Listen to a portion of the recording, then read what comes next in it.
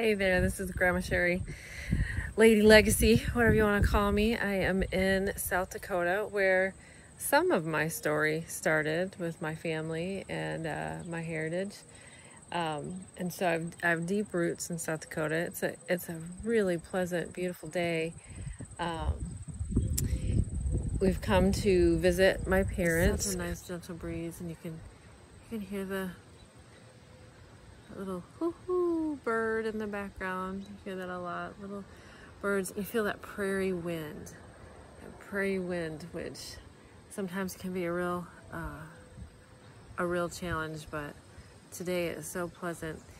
So these are my pleasant things. These are the things that really bring me peace and remind me of those that came before, or even, you know, those that came before my grandparents for sure. And my great-grandparents, because we have roots going back several generations here.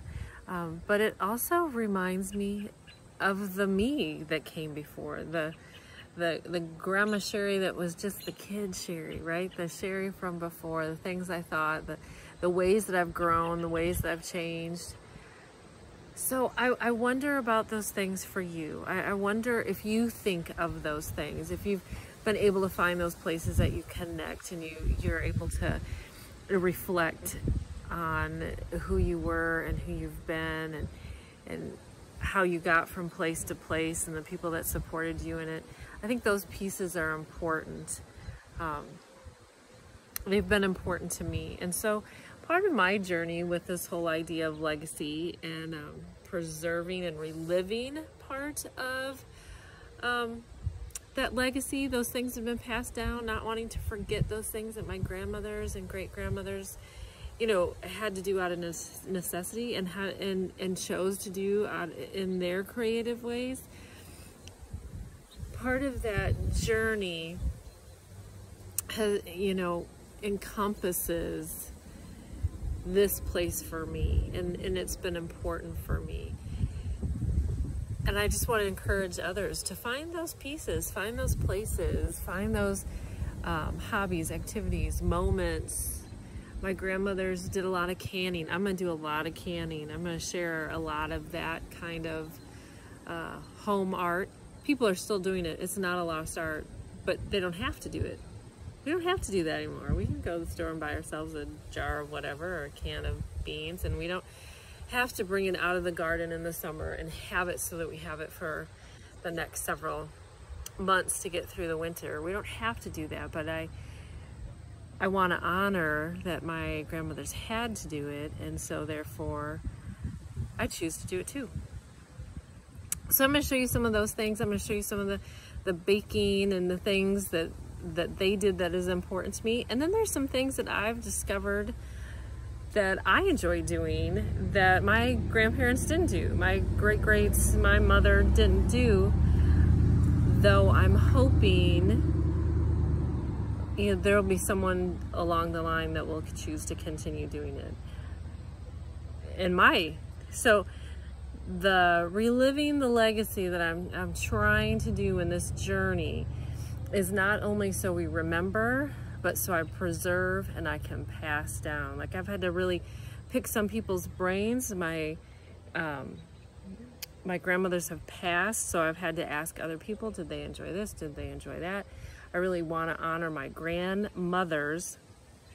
I know a lot of my grandfather's names as we're doing genealogy history, but some of the women had been kind of lost to me. So this is a part of me honoring who they were and wanting to stay close to them and trying to pass down some things. I read a letter that my great-grandmother Martha Lovett, married to Hoyle, wrote, and it was just kind of their history. They were homesteaders here in South Dakota, and it just kind of explained that homesteading process and then her life. And it was written in her hand. This wasn't typed up.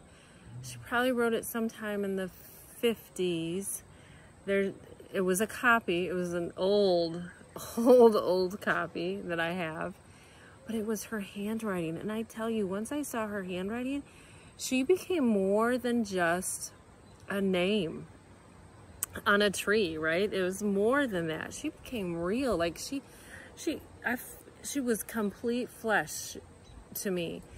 And I wish I knew it better, you know? I just have this one piece of paper, 4 pieces of paper that kind of tell a little bit of how she thought and what she felt. And then, you know, I'm in relationship with her grandsons, my dad and my uncle, so I can ask some questions there. But I wish I knew her better. And so part of this journey for me is to leave that legacy for those that I'm not going to know, that I may never know, right? There may be grandchildren, certainly great-grandchildren and beyond, that I may never get to know.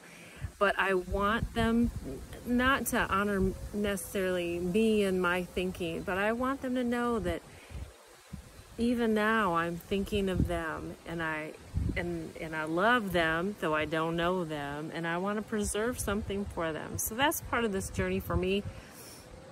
I'm hoping in this journey that I can bring you along and we can encourage one another, and you can find those important, special, meaningful things from the legacy that was left behind for you, and then you can create those important, meaningful moments, hobbies that you want to pass down. Legacy is a big concept, and at one time the meaning just really had to do with property that was left, property and funds that was left to as an inheritance to the next generation. That term has become broader since then, and it encompasses, you know, anything that's left behind, anything that's preserved, and it can mean, you know, the people you raise. It can be the things you leave to your community. There's so many aspects to think of legacy. And so with this journey into legacy that I hope you take with me, we're going to see all kinds of aspects of legacy and how to honor it, how to hold on to it, how to pass something down, and not necessarily just to your people or from your people. You know, I come from mostly European background. There's some Czech and German and Swedish and English, or there's some Scottish, you know, so, but that doesn't mean that I don't want to consider other cultures as well and hear about. You might not reflect your legacy, your heritage, your ethnicity may not reflect mine. However, that doesn't mean I don't want to hear about yours, you know. Like, I hope this is a journey we can all take with one another, and we can encourage each other with it and learn from each other. All of our ancestors put in so much work for us to be here today, now, and you know, whether those ancestors were in South America, North America, Africa, Europe, you know, Asia, I'm probably forgetting things, but wherever those ancestors were from, for you or me, I think their sacrifice and their hard work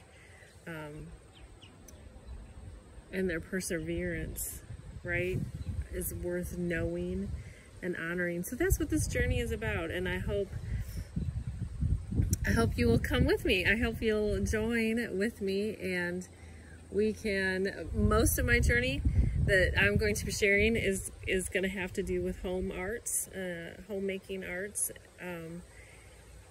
but we're gonna meet other people that have other things to add. I'm just saying, me personally, the things that I have to share will be in that realm, and you can share whatever makes sense to you. So I look forward to this. I look forward to knowing more about all of you, and what really is important to you, and what you've brought from your past, what you're considering, what you're looking into, what you're hoping to know more about, what you're working on now, and what you hope to send forward to those generations that you will be called ancestor to.